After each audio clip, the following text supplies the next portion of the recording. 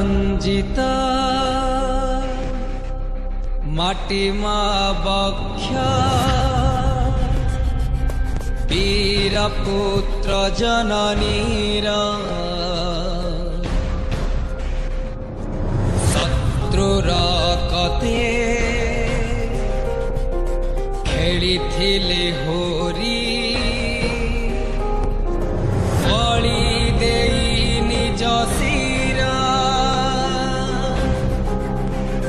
ସେ ଅମର ଗାଥା ଏବେ ବି ଶୁଣାଏ ସେ ଅମର ଗାଥା ଏବେ ବି ଶୁଣାଏ ଇତିହାସ ମାଟିର ଏଇ ମାଟିର ଇତିହାସ।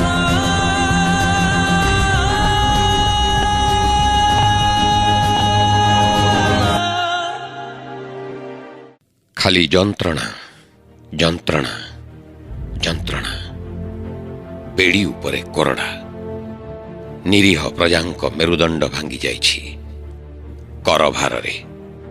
ନିଜର ସ୍ୱାର୍ଥ ଓ ମଜଲିସ୍ ପାଇଁ ପ୍ରଜାଙ୍କ ଉପରେ ଚାଲିଛି ଜୁଲମ, ଅକଥନୀୟ ଅତ୍ୟାଚାର। କେନ୍ଦୁଝର ଗଡ଼ଜାତରେ ପ୍ରଜାଙ୍କର ହାହାକାରର ଦୀର୍ଘଶ୍ୱାସ।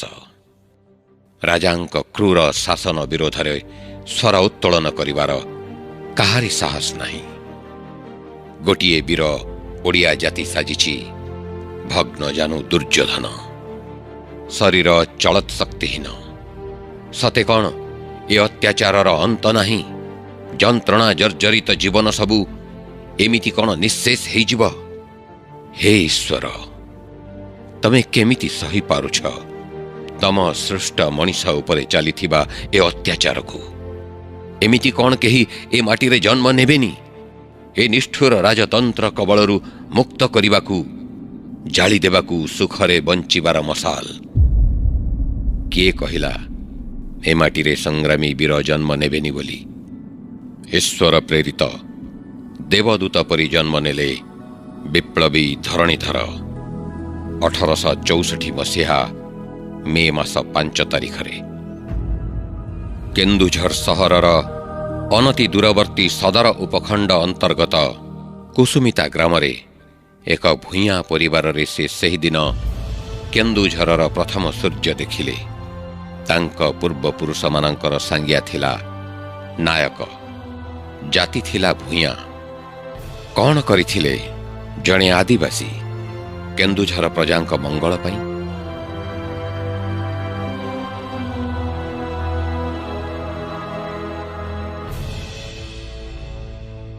ଗଡ଼ଜାତି ରାଜତନ୍ତ୍ର ଶାସନ ସମ୍ପର୍କରେ ଏବଂ ଏହା ବିରୋଧରେ ପ୍ରଜା ଆନ୍ଦୋଳନ ସମ୍ପର୍କରେ ଏ ମାଟିର ଇତିହାସ କେବେ ହେଲେ ନୀରବ ରହିନାହିଁ। ବ୍ରିଟିଶ ଶାସକର ସମର୍ଥନରେ ରାଜାମାନେ ହେଇଯାଇଛନ୍ତି ସ୍ୱେଚ୍ଛାଚାରୀ, ସ୍ୱାର୍ଥପର, ବିଳାସୀ, ଶୋଷକ ଓ ପୀଡ଼କ। ସେଥିପାଇଁ ବ୍ରିଟିଶ ଶାସକ ପଦଲେହନ କରିବାକୁ ସେମାନେ ପଶ୍ଚାତ୍ପଦ ନୁହନ୍ତି। ଗୋଟିଏ ପଟୁ ବ୍ରିଟିଶ ଶାସକଙ୍କ ଅତ୍ୟାଚାର ଏବଂ ଅନ୍ୟ ପଟୁ ରାଜନ୍ୟ ବର୍ଗଙ୍କ ଅତ୍ୟାଚାର। ଏହିପରି ଷଣ୍ଢୁଆସୀ ଆକ୍ରମଣ ଓ ଅତ୍ୟାଚାରରେ ଭାଙ୍ଗି ପଡ଼େ ବୀର ଓଡ଼ିଆ ଜାତିର ମେରୁଦଣ୍ଡ। କେତେ ବା ସହିବେ ଅତ୍ୟାଚାର?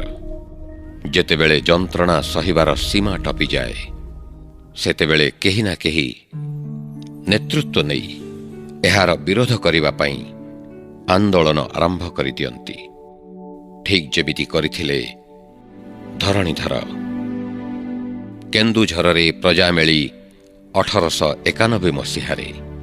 ସେହି ପ୍ରଜାମେଳି ଧରଣୀ ନାମରେ କେବଳ କେନ୍ଦୁଝର ଇତିହାସ ନୁହେଁ, ସମଗ୍ର ଓଡ଼ିଆ ଇତିହାସରେ ସୃଷ୍ଟି କରିଥିଲା ଏକ ଗୌରବମୟ ଅଧ୍ୟାୟ। କେନ୍ଦୁଝର ରାଜା ଧନୁର୍ଜୟ ନାରାୟଣ ଭଞ୍ଜଦେଓଙ୍କ ରାଜତ୍ୱ। ସେ ଥିଲେ ପ୍ରଜାପୀଡ଼କ, ଉତ୍ପୀଡ଼କ ଓ କଳୁଷିତ ଶାସକ। ତାଙ୍କ ଅତ୍ୟାଚାର ଅସହ୍ୟ ହୋଇପଡ଼ିବାରୁ ଧରଣୀଧରଙ୍କ ନେତୃତ୍ୱରେ ରାଜ୍ୟବାସୀ ଏକତାବଦ୍ଧ ହୋଇ ଭୟଙ୍କର ପ୍ରଜା ବିଦ୍ରୋହ ଆରମ୍ଭ କଲେ। ଏକଛତ୍ର ଶାସନର ମୂଳୋତ୍ପାଟନ କରି ଗଣତନ୍ତ୍ର ଶାସନ ପ୍ରତିଷ୍ଠା କରିବା ବାବୁ ଧରଣୀଧରଙ୍କର ଥିଲା ଏକମାତ୍ର ଲକ୍ଷ୍ୟ। ତାଙ୍କର ବଳିଷ୍ଠ ନେତୃତ୍ୱ ଯୋଗୁଁ ସ୍ୱଳ୍ପ ସମୟ ମଧ୍ୟରେ କେନ୍ଦୁଝର ମୂଲକ ମୁକ୍ତିକାମୀ ପ୍ରଜାମାନଙ୍କ ଅକ୍ତିଆରକୁ ଆସିଯାଇଥିଲା। ଧରଣୀଧର ଆଗରେ ନେତୃତ୍ୱର କୌଣସି ଦୃଷ୍ଟାନ୍ତ ନଥିଲା। ସେ ରାଜତନ୍ତ୍ର ବିରୋଧରେ ବିଦ୍ରୋହ କରିଥିଲେ ପ୍ରେରଣା ଚାଳିତ ହୋଇ, ଦୃଷ୍ଟାନ୍ତ ଚାଳିତ ହୋଇ ନୁହେଁ। ପରବର୍ତ୍ତୀ କାଳରେ ଅନେକଙ୍କ ପାଇଁ ପାଲଟି ଯାଇଥିଲେ ପ୍ରେରଣାର ଉତ୍ସ, ଦୃଷ୍ଟାନ୍ତ ଓ ଉଦାହରଣ।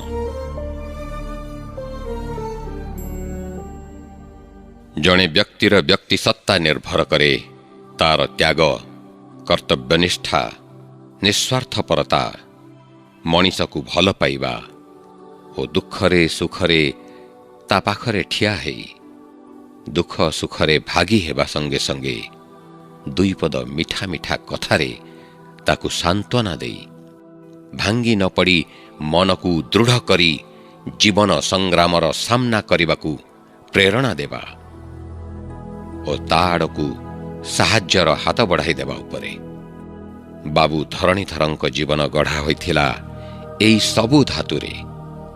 ତାଙ୍କର ଜନ୍ମ ନିଜ ସୁଖ ପାଇଁ ନୁହେଁ, ଅନ୍ୟକୁ ସୁଖ ଦେବା ପାଇଁ ଥିଲା। ଯେଉଁ ପଟ୍ଟଭୂମିରେ ସେ ରାଜତନ୍ତ୍ର ବିରୋଧରେ ଯୁଦ୍ଧ ଘୋଷଣା କରିଥିଲେ, ସେତେବେଳେ ଥିଲା ରାଜତନ୍ତ୍ରର ପ୍ରାବଲ୍ୟ। ଆଉ କେନ୍ଦୁଝର ଥିଲା ଏକ ଅନ୍ଧକାରାଚ୍ଛନ୍ନ ଭୂଖଣ୍ଡ। ସ୍ୱେଚ୍ଛାଚାରୀ ଶାସନ ବିରୋଧରେ ପ୍ରତିବାଦର ସ୍ୱର ଉତ୍ତୋଳନ କରିବା ଥାଏ ସ୍ୱପ୍ନ। ମାନବାଧିକାର ପ୍ରଶ୍ନ ହିଁ ନଥାଏ। ବିପ୍ଳବ ପାଇଁ ଦରକାର ଥିଲା ଆଧୁନିକ ଅସ୍ତ୍ରଶସ୍ତ୍ର, ଅନୁକୂଳ ପରିବେଶ, ଆବଶ୍ୟକ ପରିମାଣର ଅର୍ଥ ଓ ସର୍ବୋପରି ବୌଦ୍ଧିକ ସହଯୋଗ। ବାବୁ ଧରଣୀଧର ଯେତେବେଳେ ସଂଗ୍ରାମ କରିବାକୁ ବାହାରି ଆସିଲେ, ସେତେବେଳେ ଏସବୁ ଉପାଦାନ ତାଙ୍କ ହାତ ପାଆନ୍ତାରେ ନଥିଲା। ଅର୍ଥାତ୍ ଏସବୁ ଉପାଦାନର ଘୋର ଅଭାବ ଥିଲା। ଥିଲା କେବଳ ବୈପ୍ଳବିକ ଚେତନା ଆଉ ସାଂଗଠନିକ ଶକ୍ତି, ଯାହାକୁ ପାଥେୟ କରି ସେ ବିପ୍ଳବର ବଡ଼ବାଗ୍ନିରେ ଝାସ ଦେଇଥିଲେ। କେବଳ ସେତିକି ନୁହେଁ, ତାଙ୍କର ଥିଲା ଗଭୀର ଆତ୍ମବିଶ୍ୱାସ, ଅପରିସୀମ ସାହସ ଓ ଦୃଢ଼ ସଂକଳ୍ପ, ଯାହାକି ବ୍ରିଟିଶ ଶାସକଙ୍କୁ ଚମକେଇ ଦେବା ସଙ୍ଗେ ସଙ୍ଗେ ଚିନ୍ତାଗ୍ରସ୍ତ କରି ପକାଇଥିଲା।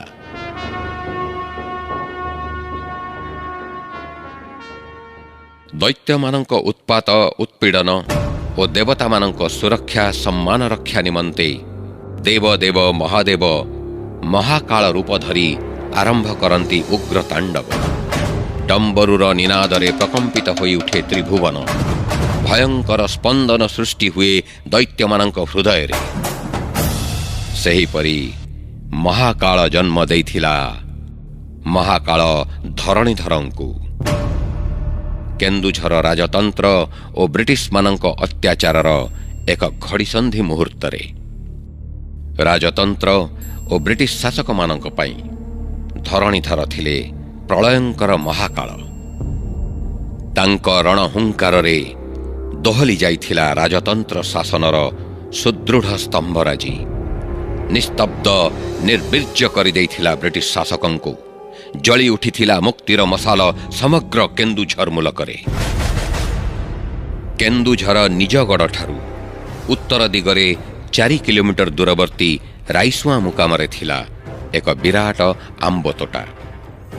ସେହି ତୋଟାରେ ପ୍ରତିଷ୍ଠିତ ହୋଇଥିଲା ସ୍ୱାଧୀନତା ସଂଗ୍ରାମୀଙ୍କର ବିଦ୍ରୋହ ଘାଟି।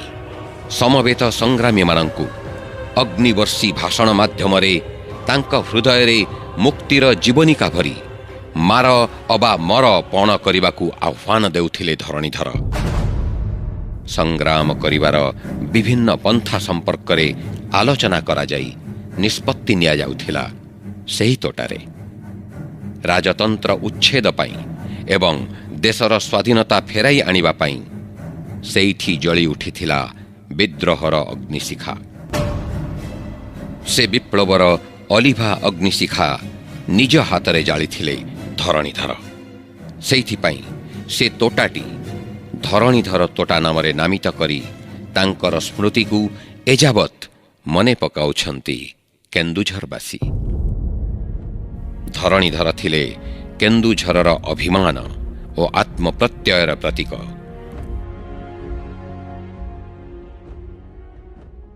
ଆଦିବାସୀ ଭୂଇଁଆ ସମ୍ପ୍ରଦାୟର ଯୋଗ୍ୟ ସନ୍ତାନ ଧରଣୀଧରଙ୍କ ପିତା ଥିଲେ ଲୈଛଣ ନାୟକ ଓ ମାତା ଥିଲେ ବାଇଗଣୀ ଦେବୀ, ଯେଉଁମାନଙ୍କୁ ଶିକ୍ଷା ଓ ସଂସ୍କୃତି ସ୍ପର୍ଶ କରିନଥିଲା। ସେମାନଙ୍କ କୋଳରେ ଏମିତି ଜଣେ ପ୍ରାରବ୍ଧ ସଂସ୍କୃତି ସମ୍ପନ୍ନ ବ୍ୟକ୍ତିତ୍ୱ ଜନ୍ମ ହେଇ ସମଗ୍ର କେନ୍ଦୁଝର ଜିଲ୍ଲାର ମୁକ୍ତିକାମୀ ଜନନାୟକ ହେବେ, କିଏ ବା କାହିଁକି ଆଶା କରିବ? ଯେତେବେଳେ ଆଶା ଓ ବିଶ୍ୱାସ ବାସ୍ତବତାର ରୂପ ନିଏ, ସେତେବେଳେ ସେ ଅଧିଷ୍ଠିତ ହୁଏ ସାଧାରଣ ମାନବିକତାର ବହୁ ଊର୍ଦ୍ଧ୍ୱରେ, ଯାହାକୁ ଜନସାଧାରଣ ଦେବତା ବୋଲି ଜ୍ଞାନ କରନ୍ତି। ସତ୍ୟବାଦୀର ପଞ୍ଚସଖା ମହାତ୍ମା ଗାନ୍ଧୀଙ୍କ ସମେତ ଅନେକ ନେତା, ସଂଗ୍ରାମୀ, ଜନସେବକ ନିଜ ଜୀବନର ବଳିଦାନ ଦେଇ ସେହି ସ୍ତରକୁ ଉଠିଲା ପରି ଆଦିବାସୀ ସମ୍ପ୍ରଦାୟର ଧରଣୀଧର ସେହି ସ୍ଥାନକୁ ଉତ୍ତୀର୍ଣ୍ଣ ହୋଇପାରିଥିଲେ। ଭୂମି ବା ଭୂଇଁ ଶବ୍ଦରୁ ଭୂଇଁଆ ଶବ୍ଦର ସୃଷ୍ଟି। ସେମାନେ ଭୂମିରୁ ଜାତ ବା ଭୂମିପୁତ୍ର। ଏହି ସମ୍ପ୍ରଦାୟର ଲୋକମାନେ ନିଜକୁ କେନ୍ଦୁଝର ମାଟିର ପ୍ରଥମ ସନ୍ତାନ ବା ଆଦିମ ଅଧିବାସୀ ବୋଲି ଦାବି କରନ୍ତି। ଆଉ କେତେକଙ୍କ ମୁଖରୁ ଶୁଣାଯାଏ ଯେ ସେମାନଙ୍କ ପୂର୍ବପୁରୁଷ ଅଲୌକିକ ଭାବେ ଭୂଗର୍ଭରୁ ଜାତ ହୋଇଥିଲେ। ଏଭଳି ସମ୍ଭାବନା ଯୁକ୍ତିଭିତ୍ତିକ ପ୍ରମାଣ ନହେଲେ ମଧ୍ୟ ଲୋକଙ୍କ ମନରେ ଏମିତି ଅନେକ ବିଶ୍ୱାସ ରହିଆସିଛି। ନୃତତ୍ତ୍ୱବିତ୍ମାନଙ୍କ ମତରେ ଭାରତର ପ୍ରାଚୀନତମ ଅଧିବାସୀମାନଙ୍କ ମଧ୍ୟରୁ ଭୂଇଁଆ ଜାତି ଅନ୍ୟତମ। ତେବେ ସେ ଯାହା ହେଉନା କାହିଁକି, ବାବୁ ଧରଣୀଧର ଏସବୁ ତଥ୍ୟ ମତାମତଠାରୁ ବହୁ ଊର୍ଦ୍ଧ୍ୱରେ ଥିଲେ। ତାଙ୍କ ଭିତରେ ନଥିଲା ସମ୍ପ୍ରଦାୟ ଭାବନା, ଥିଲା କେବଳ ମାନବବାଦର ଭାବନା। ପ୍ରତ୍ୟେକ ସଂଗ୍ରାମୀ ଜୀବନରେ କାରାବରଣ ଏକ ସାଧାରଣ ଦଣ୍ଡ। ସଂଗ୍ରାମୀ ଧରଣୀଧରଙ୍କୁ କବଳିତ କରି କାରାଗାରରେ ନିକ୍ଷେପ କରିବା ଏତେ ସହଜସାଧ୍ୟ ନଥିଲା। ବ୍ୟାସକବି ଫକୀରମୋହନ ସେନାପତିଙ୍କ ବିଚକ୍ଷଣ ବୁଦ୍ଧି ଯୋଗୁଁ ଧରାପଡ଼ି ଗିରଫ ହୋଇ 7 ବର୍ଷ ଧରି କଟକ ଜେଲରେ କାରାଦଣ୍ଡ ଭୋଗିଲେ। କୁହାଯାଏ ଯେ କାରାଗାରରୁ ମୁକ୍ତ ହେଲା ପରେ ସେ ଆଧ୍ୟାତ୍ମିକ ସାଧନାରେ ବ୍ରତୀ ହୋଇଥିଲେ। ସେ ତାଙ୍କ ଜୀବନର ସାୟାହ୍ନରେ ଉପଲବ୍ଧି କରିଥିଲେ ମଣିଷର ବାସ୍ତବ ପ୍ରଗତି ପାଇଁ କେବଳ ରାଜନୈତିକ ସ୍ୱାଧୀନତା ଯଥେଷ୍ଟ ନୁହେଁ, ଆଧ୍ୟାତ୍ମିକ ପଥର ପଥୁକି ହେଲେ ମନର ପବିତ୍ରତା ଆଣିବା ନିତାନ୍ତ ଆବଶ୍ୟକ।